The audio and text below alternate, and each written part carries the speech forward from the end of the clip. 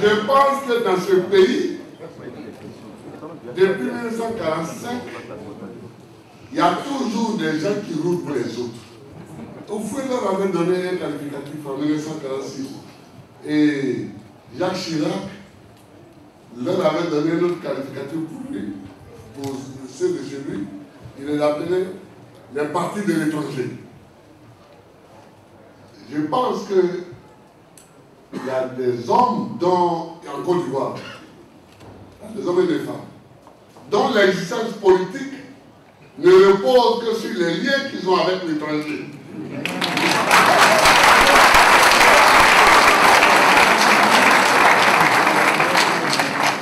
Moi, mes liens reposent avant tout sur les liens que j'ai avec la mer musicienne, la terre de Côte d'Ivoire et ses habitants. La réalité de chaque chose réside dans sa manifestation extérieure. Ces gros titres de journaux disent bien ce qu'ils veulent dire, mais toute ressemblance avec des personnages connus ne peut être que le fruit d'une imagination diabolique. Chacun sait aujourd'hui qu'on ne fait pas de la politique pour les Ivoiriens en s'appuyant sur des forces mal définies et forcément malfaisantes. Et les Ivoiriens savent maintenant qu'à dépendre du bon vouloir d'un pays étranger ou d'une institution financière au nom prestigieux, on court le risque d'être sacrifiés le jour où leurs intérêts ont changé. Laurent Gbagbo, dont l'étoile est née d'une affirmation de non-conformisme, a vite compris que ses mentors extérieurs allaient inévitablement dans la passe. Certaines institutions financières internationales ont voulu précipiter cette rupture en imposant à la tête des États des cadres des institutions financières internationales. On en avait mis un comme Premier ministre au Mali, un autre en Côte d'Ivoire, un autre au Bénin, un au Gabon, un au Congo. Ils ont tous échoué. L'histoire du XXe siècle, il y a avant 1989 et après 1989. Jusqu'en 1989, il y avait deux blocs. Tout ce qui bougeait dans les pays d'Afrique était assimilé au communisme. Donc l'Occident vous brisait. C'est au nom de cette lutte contre le communisme que Nelson Mandela était en prison. C'est au nom de cette lutte contre le communisme que Jonas Savimbi était soutenu par l'Occident. C'était au nom de cette lutte contre le communisme que Mobutu était soutenu par l'Occident. Et c'est au nom de cette lutte contre le communisme que Houphouët-Boigny était soutenu par l'Occident. Donc nous faisions tous cette analyse. Houphouët aussi la faisait. Mais dès l'instant où, en 1989, le bloc de l'Est s'effondre avec comme image symbole la chute du mur de Berlin, les Occidentaux n'ont plus de raison de combattre les démocrates en Afrique. C'est pourquoi, juste en ce moment, j'ai écrit un article saltant pour les dictatures. La période que nous connaissons est une période elle-même inédite. Elle est une période exceptionnelle. C'est la Côte d'Ivoire qui a été attaquée. Je ne suis pas assez orgueilleux pour croire que c'est simplement Gbagbo Laurent qui a été attaqué. C'est la Côte d'Ivoire qui a été attaquée pour ce qu'elle est. Terre d'accueil, terre d'hospitalité, elle a été attaquée pour son essence. Et c'est ensemble que les Ivoiriens ont riposté. C'est ensemble que les Ivoiriens ont résisté. Je ne crois pas qu'on soit tous acteurs de cette crise intéressés à la même chose et à la même succession des choses. On était arrivé à un point de blocage. Après le 15 octobre, les rebelles ont refusé de désarmer. Et donc, la situation était bloquée. Les rebelles refusaient de désarmer, mais il y a pire que de refuser de désarmer. Ils menaçaient, vous pouvez reprendre toutes leurs interventions arrogantes. Ils menaçaient la Côte d'Ivoire d'une reprise de la guerre Et il menaçait toute l'Afrique de l'Ouest de sauter. Alors, ceux qui ne sont pas informés croyaient que c'était la simple fanfaronnade. Mais quand nous avons regardé de près, nous avons vu que ce n'était pas la simple fanfaronnade. Les débris des milices de Taylor étaient en train de s'organiser. Les débris des milices qui ont fait la guerre en Sierra Leone, avec à leur tête Ibrahima Baldé, qui est vivant et qui est à Ouagadougou en ce moment, étaient en train de s'organiser. Et ces armées de l'ombre passaient la frontière à travers le Libéria, passaient par Danane pour rejoindre Bouaké, pour rejoindre les autres. Donc la fanfaronnade n'était pas une simple fanfaronnade. C'était un fait réel qui était en train d'être préparé. Je ne peux pas laisser mon pays être surpris une deuxième fois. Nous avons déjà été surpris le 19 septembre 2002. Nous ne pouvons pas être surpris encore aujourd'hui. Nous avons donc entrepris ces frappes pour détruire toutes les infrastructures des rebelles. Ce que nous avons fait. D'ailleurs, vous n'avez qu'à lire le rapport fait par l'ONUCI après le deuxième jour de frappe, qui qualifie ces frappes de professionnelles, de ciblées, et ayant visé des cibles militaires et les ayant atteints. Ça, c'est clair et net. De la résidence présidentielle à Cocody à l'aéroport international Félix Houphouët-Boigny à Port-Bouët, les images se passent de commentaires.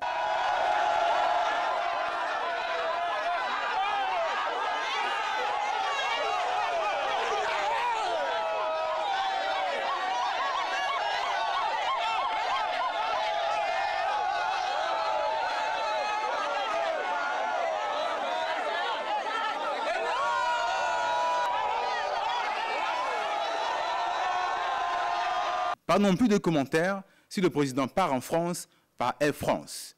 C'est sans doute le moyen le plus franc pour arriver en France. C'est le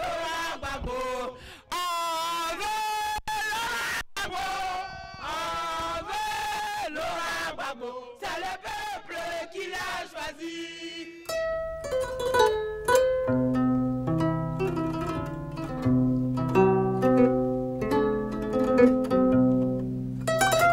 On a appris a posteriori que le voyage du président de la République à Paris était condamné à l'échec.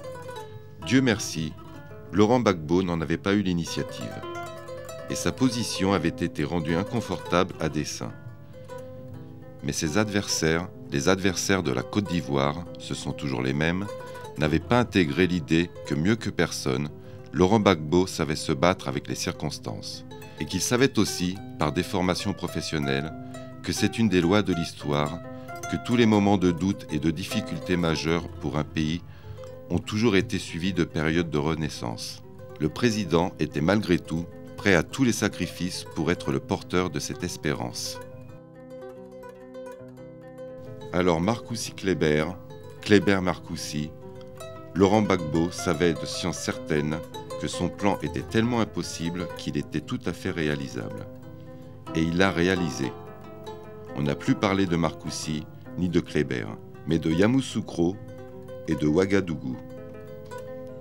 Ce par quoi tous les sceptiques ont été ramenés à la raison.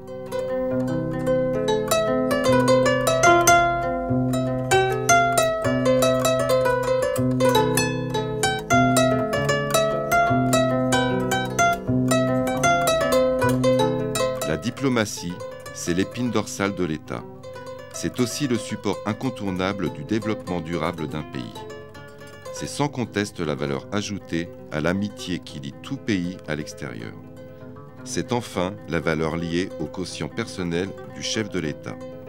Son estimation, sa mesure détermine souvent le poids spécifique du chef de l'État. Même si l'on se plaît à dire qu'un pays n'a pas d'amis, mais seulement des intérêts, nous devons nous réjouir du formidable carrousel de diplomates de haut rang et chefs d'État qui tournent autour de notre président sans lui donner le vertige.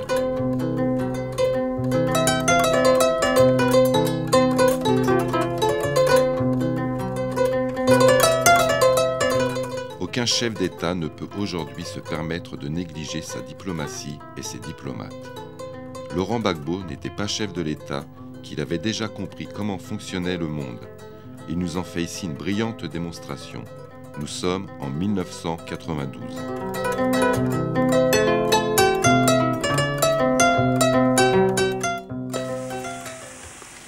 Au moment où nous rédigions nos propositions pour gouverner, le tome que notre ami cite si bien, il y avait un certain nombre de problèmes qui ne se posent plus dans les mêmes termes aujourd'hui. Le problème d'Afrique australe ne se pose plus dans les mêmes termes. Le problème au Moyen-Orient ne se pose plus dans les mêmes termes. Au Moyen-Orient, zone explosive, je pense que nous avons au pouvoir aujourd'hui en Israël des personnes qui sont, à mon avis, sincèrement désireuses de faire la paix. J'ai été invité par le Parti travailliste. Bon, comme tout le monde sait, on est des partis frères. Et nous avons discuté beaucoup, notamment avec le ministre, le vice-ministre de la Santé, qui est un arabe, et le vice-ministre des Affaires étrangères. Les conditions sont aujourd'hui réunies pour que la paix soit. Bon, ce ne sera pas un miracle. On ne va pas se réveiller demain matin en disant qu'il n'y a plus de guerre. Mais il faut encourager ces efforts-là dans la mesure de tous nos moyens. Et je crois que vraiment, j'adresse une pensée émue à nos camarades du Parti travailliste pour que vraiment, je leur ai déjà dit, parce que j'ai pris la parole au nom de tous les invités africains, je leur ai dit qu'on attend d'eux qu'ils nous fassent un grand cadeau. Ce cadeau-là, c'est la paix. D'autre part, il faudrait, au niveau de la politique extérieure, créer une ambassade en Arabie Saoudite. Là, nous en avons parlé avec le ministre Amara ici, quand nous sommes revenus de Touba et de Guinée. Le Vatican est représenté ici, l'Italie aussi. Bon, les chrétiens peuvent aller, la France avec Lourdes, les chrétiens peuvent aller dans leur lieu saint, disons, assez facilement. Et les musulmans grincent un peu les dents. Et dans toutes les doléances qu'ils m'ont dites, dans toutes les sous-préfectures où je suis passé, il y a ce problème. Donc, nous sommes partisans, pour leur faciliter la tâche, d'ouvrir des relations diplomatiques avec l'Arabie Saoudite, avec ambassade à Riyad et consulat à la Mecque, et eux aussi avec ambassade à Abidjan et peut-être consulat, bon, peut-être à Oguéné, Bouaké ou... Mais c'est vraiment quelque chose de nouveau. Et si ce gouvernement peut le faire le plus tôt possible, nous serons parmi les gens les plus heureux, parce que ça peut faire un peu tomber le sentiment d'exclusion d'un certain nombre de nos compatriotes. Sur le Libéria, nous avons publié il y a, je crois, une semaine, un communiqué qui est assez long et qui est complet, signé par notre camarade Sangari Aboudraman. Sur le Libéria, je ne suis pas peureux de nature, mais j'aimerais que pour une fois les Ivoiriens aient peur. J'aimerais que les Ivoiriens aient peur. Parce que ce qui se passe au Libéria n'est pas beau. Non pas pour une question éthique, pour une question esthétique, mais pour une question éthique. Ce n'est pas beau.